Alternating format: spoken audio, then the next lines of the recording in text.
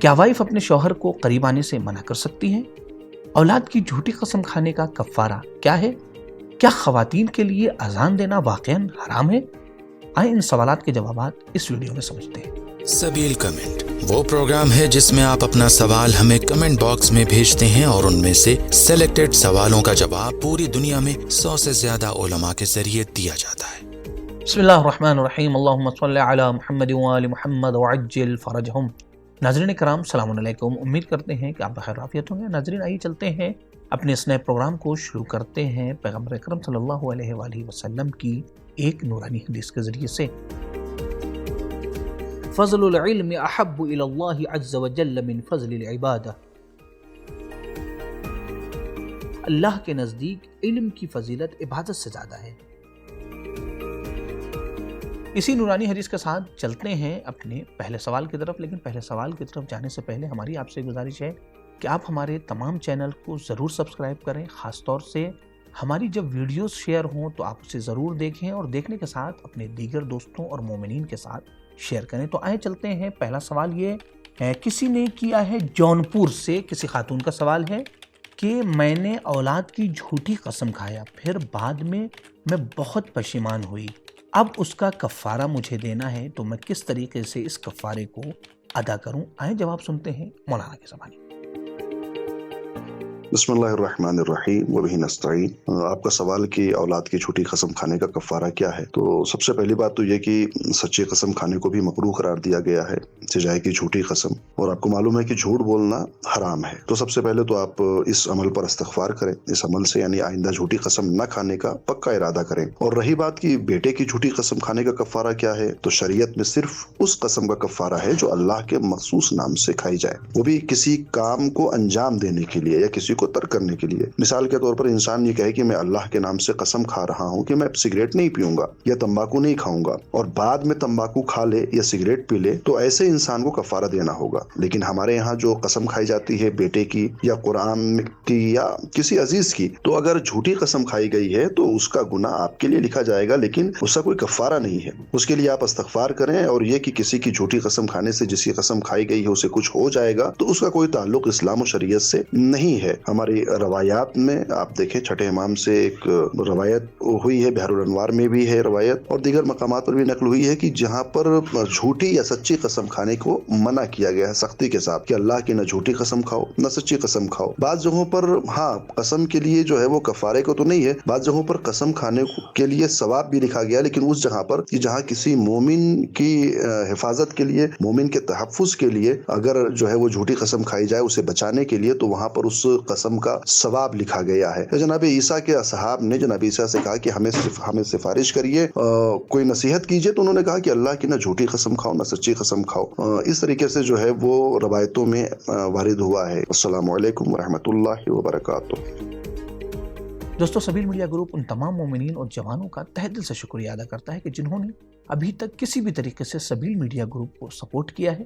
مزید سپورٹ کے لیے پیٹریون کی لنک ڈسکرپشن میں موجود ہے۔ ساتھ ہی ساتھ آپ خمس کی رقم کے ذریعے سے بھی سبیل میڈیا گروپ کو سپورٹ کر سکتے ہیں۔ آیت اللہ سستانی حفظہ اللہ اور آیت اللہ خامنئی حفظہ اللہ کے خمس کا اجازہ سبیل میڈیا گروپ کے پاس موجود ہے۔ تو آئے چلتے ہیں اپنے دوسرے سوال کی طرف۔ دوسرا سوال یہ کیا گیا ہے کہ ہمارے یہاں بعض بزرگ خواتین بغیر اذان و اقامت کہے ہوئے نماز شروع کر دیتی ہیں اور کہتی ہیں کہ عورتوں کے لیے نماز کے لیے اذان دینا حرام ہے۔ اس کے بارے میں مراجع کرام کیا کہتے ہیں؟ آئیں جواب مولانا کے زبانی سنتے ہیں۔ اصلی جواب سے پہلے میں آیت اللہ سستانی حفظہ اللہ کا مسئلہ بیان کر دوں۔ توضیح المسائل جامع جلد 1 مسئلہ نمبر 1187 میں ذکر ہوا ہے کہ مرد اور عورت دونوں کے لیے مستحب ہے کہ یومیہ واجب نمازوں سے پہلے اذان اور پھر اقامت کہیں۔ خاص طور سے نماز صبح اور مغرب میں اس کی بہت زیادہ تاکید کی گئی ہے، لہٰذا اس مسئلے سے بات واضح ہو گئی کہ خواتین کے لیے اذان و اقامت کہہ کر نماز شروع کرنا نہ یہ کہ حرام نہیں ہے بلکہ مستحب ہے۔ ہاں، خواتین کو کچھ چھوٹ دی گئی ہے، ان کے لیے جائز ہے کہ اذان میں صرف وہ تکبیر اور شہادتین یعنی اشہد ان لا الہ الا اللہ اور اشہد ان محمد رسول اللہ پر اکتفا کریں، اور اقامت میں صرف اللہ اکبر، اشہد ان لا الہ الا اللہ وَأَنَّ مُحَمَّدًا عَبْدُهُ وَرَسُولُهُ کہہ کر نماز شروع کر دیں، لیکن افضل یہ ہے کہ پوری اذان و اقامت کہیں۔ ہاں، وہ اذان جو اعلان کے لیے مسجدوں سے اول وقت دی جاتی ہے، جسے اذان اعلام کہا جاتا ہے، اس کے لیے آیت اللہ سستانی حفظہ اللہ نے مسئلہ نمبر 1189 میں کہا ہے کہ مؤذن کو مرد ہونا چاہیے۔ ناظرین کرام، اگر آپ کے ذہن میں کوئی شرعی سوال موجود ہے تو آپ یہیں کمنٹ باکس میں اپنے سوالات کو پوچھ سکتے ہیں، یا آپ ہمارے دیے گئے انسٹاگرام پیج پر بھی اپنے سوالات کو بھیج سکتے ہیں۔ ٹیم کی پوری کوشش یہ ہوتی ہے کہ آپ کے سوالات کے جوابات جلد سے جلد آپ تک پہنچائیں۔ اگر آپ کا کوئی پرسنل سوال ہے تو آپ ہماری دی گئی ای میل آئی ڈی پر بھی اپنے سوالات کو پوچھ سکتے ہیں۔ ہماری پرانی آئی ڈی ڈیلیٹ ہو گئی ہے، تو آئیں چلتے ہیں اپنے آخری سوال کی طرف۔ آخری سوال یہ کیا گیا ہے کہ میری وائف جب میں ان سے قریب آنا چاہتا ہوں تو وہ یہ کہہ کر مجھے اس کام سے منع کر دیتی ہیں کہ بہت تھکی ہوئی ہوں، تو اس کا ایسا کرنا صحیح ہے یا صحیح نہیں ہے؟ اسلام نے ہمارے لیے ایسے حالات میں کیا راستے کو رکھا ہے کہ میں خود کو حرام کام سے بچا سکوں؟ آئے جواب سنتے ہیں مولانا سوال۔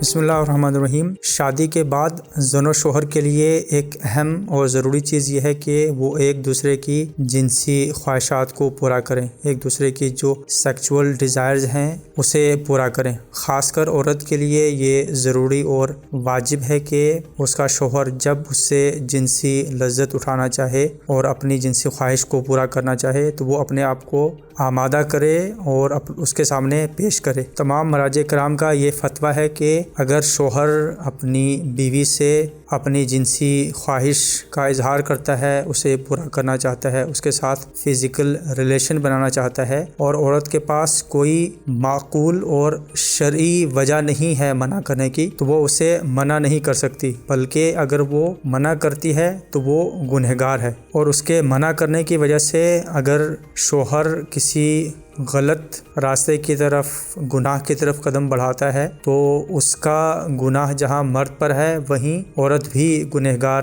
سمجھی جائے گی۔ لہٰذا ایک عورت کو اس نقطے کی طرف بھی توجہ دینا چاہیے کہ اگر وہ اپنے شوہر کی جنسی خواہش کو پورا نہیں کرتی ہے تو اس کا شوہر، اس کا مرد دوسری خواتین کی طرف مائل ہو سکتا ہے، جس کی وجہ سے خود ان کی گھریلو زندگی بھی خطرے میں پڑ سکتی ہے۔ اور دوسرا نقطہ یہ ہے کہ اگر عورت مرد کو اجازت نہیں دیتی ہے اپنے قریب آنے کی، یا بغیر وجہ کے کہ میں تھکی ہوں یا اس طرح کی کوئی معمولی سی وجہ ہے وہ انکار کرتی ہے، تو اس کے لیے یہ بھی واضح ہونا چاہیے کہ شریعت نے اس کے لیے دوسری شادی کا آپشن بھی رکھا ہے، یہاں تک کہ اسے متعہ یا وقتی شادی کا بھی اختیار دیا ہے، وہ اس راستے کو بھی اپنا سکتا ہے۔